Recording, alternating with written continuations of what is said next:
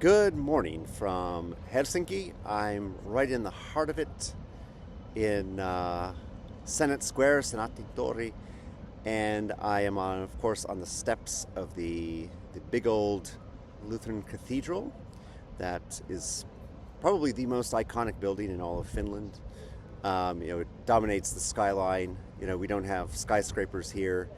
Um, they do have what they call skyscrapers, these new developments, mostly residential towers that are like 35 floors high.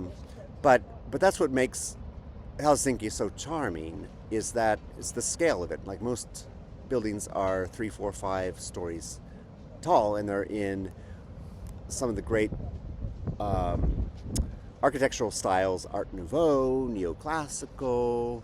And then you have these modern 20th century gems, and then some really exciting contemporary architecture.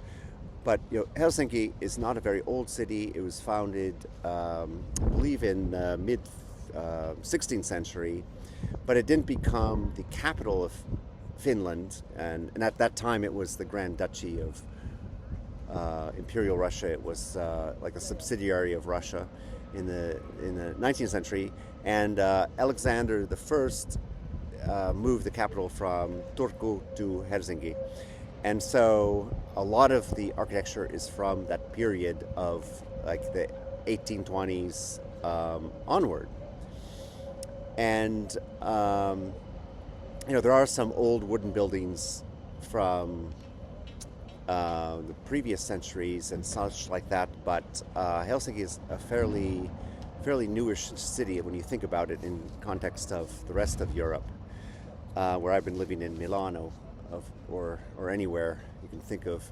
But yeah, Senate Square, everybody comes here.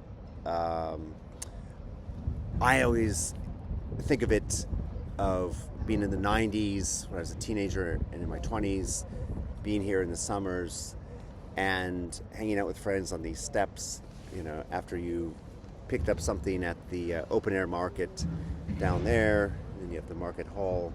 You have like the main esplanade is right there as well.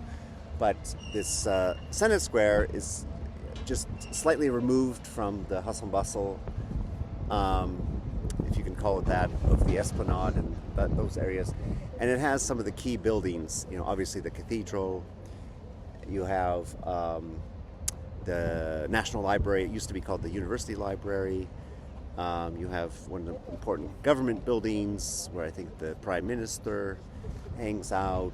And then you have the main building of the University of Helsinki. And so I came out here today because I wanted to do my work today from the National Library, or when I used to go to it in the 90s. It was the University Library. But it's a gorgeous building that you can identify because of the cupola. I guess you could say that different in English, but it's a Latin Italian word. So a lot of these neoclassical structures in kind of like the empire style were designed by a German named Carl Ludwig Engel, and he came to Helsinki because he had no work. He left Berlin. Napoleon had gotten a victory in the Prussian Wars, and so he needed work, and thankfully Helsinki was about to become designated as the capital of Finland, and they needed to build buildings and come up with a master plan. The master plan was by a guy named Ehrensvag, and then he needed a great architect, and he liked this Engel guy. So Engel has his footprint in all these masterpieces all around, neoclassical imperial masterpieces all over Helsinki and in some other cities too. And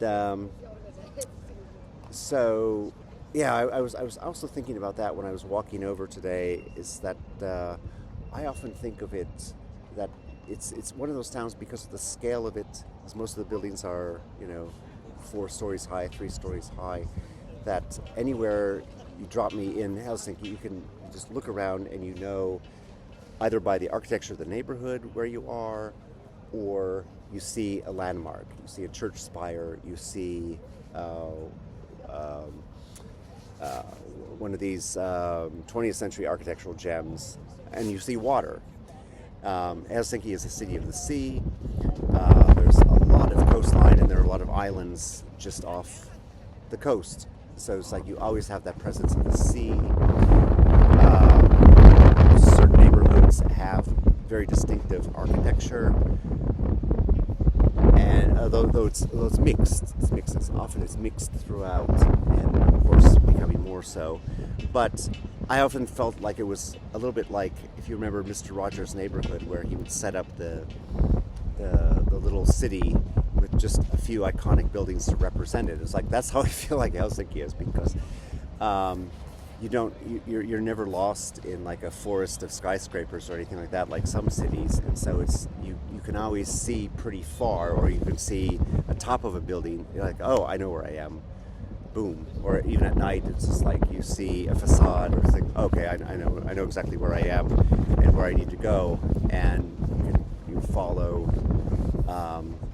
Kind of like, I feel like a lot of the paths and streets just feel very natural. I mean, of course, right in the center, it was all master planned by Mr. Ehrensvard. But anyway, there's the statue of Alexander the First in the center there.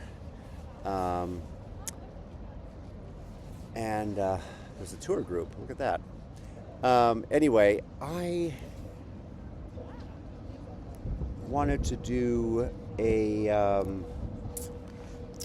different poem. I actually had an idea. I wanted to do Neruda. I've been wanting to do Bly's translations of Neruda, the Chilean poet, of the leaping kind, of the sharp, thrilling associations. But I decided to do a little bit of a quieter poem, but with a lot of beautiful imagery and deep meaning, but you can get lost in the gorgeous surface of the words as well. This is, of course, Hart Crane. Many consider him one of the best English language poets of the 20th century. He lived a brief life. A lot of people know his story. He was born in 1899. One of the most interesting things about his biography is he grew up in Ohio, I think outside of Cleveland, and his father was a successful businessman in the confectionery and candy arena, and his father came up with lifesavers, which I believe are still around today. I think they were much more popular decades ago, but he invented lifesavers, and then he sold the patent for a song and didn't reap the benefits of that. But he was successful in other business ventures. Anyway, Hart Crane, kind of another melancholic, disillusioned poet who drank a lot, and he was at a time when homosexuality wasn't all that accepted, and he wrote some gorgeous poems, and he was super ambitious in his poetry. I think he knew very early on that he wanted to devote his life to that. He was very inspired. He wrote the long poem about the Brooklyn Bridge that was called The Bridge, and it was kind of like a response to Eliot's Wasteland.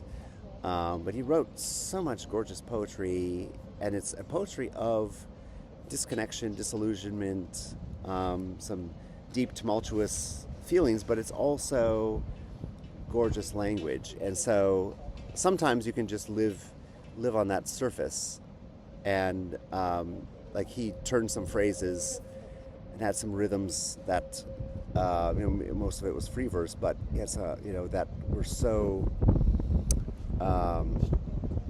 just so pleasing, just eating the honey of words, as some people say. But in this one, it's called The Repose of Rivers. On one level, he's talking about the journey of water from river into the sea, and the complexities and the tumult, the lifting and falling of the waves, the storms, the uncertainties. But of course, he's relating it to the tumults we face in life, and love, and But at the end, he does kind of come to a resolution in this poem that life is worth living and that there's beauty and joy to be had no matter what. Anytime you live, I mean, we're living in extraordinarily strange times, but a lot of people and a lot of the great poets live through unimaginably difficult, bizarre times. And so, like, you can always find the joy and the meaning, maybe in different ways, maybe if you tune out of, the bullshit narratives that they put out. But, yeah, so we're going to do this one. Let's try out a little Hart Crane today. The willows carried a slow sound, a saraband. The wind moved on the mead. I could never remember that seething, steady leveling of the marshes, till age had brought me to the sea. Flags, weeds, and remembrance of steep alcoves where cypresses shared the noon's tyranny.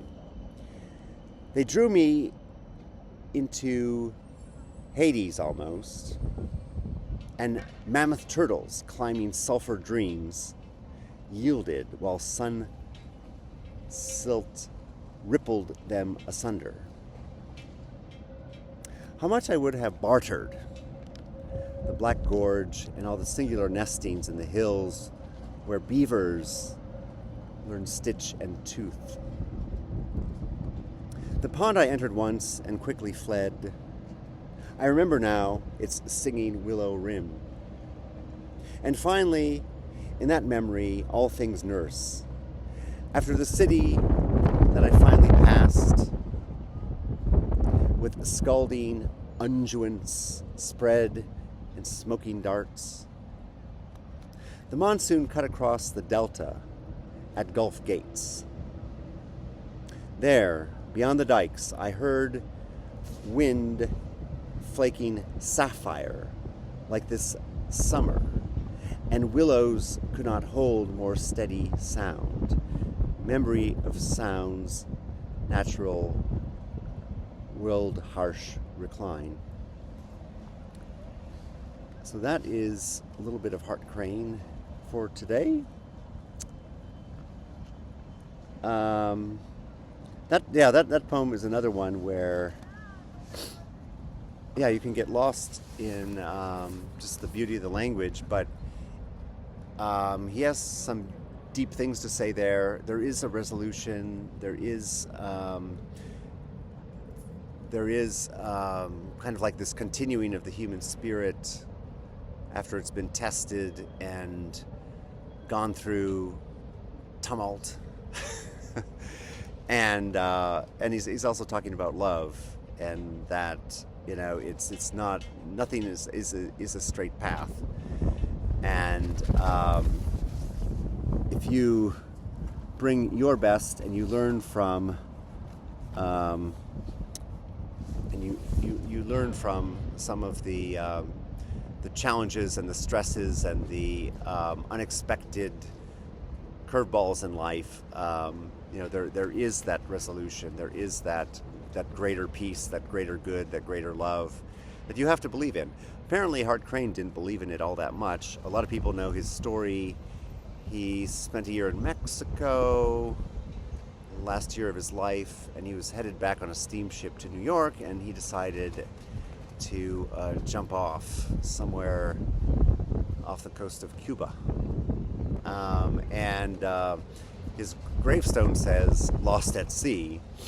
He died at age 32, and he apparently said goodbye to people. There were people around who witnessed him jumping off the ship, and they believed it was intentional because he said, "Goodbye, everyone. Have a nice day." But anyway, so yeah, he was quite troubled, but it's amazing to look back that he created something that was uniquely his. You can always tell a Hart Crane poem, well, the good ones, like that one, because they have a signature in them. it's free verse, but he's using meter and some rhyme, and he's using a complex, specific vocabulary that I think nobody used words quite the way he did. And I always get a fresh take on his poems when I reread them. So that's what I'm thinking about right now. I have a lot of work to do today. I'm going to head over to the gorgeous library that has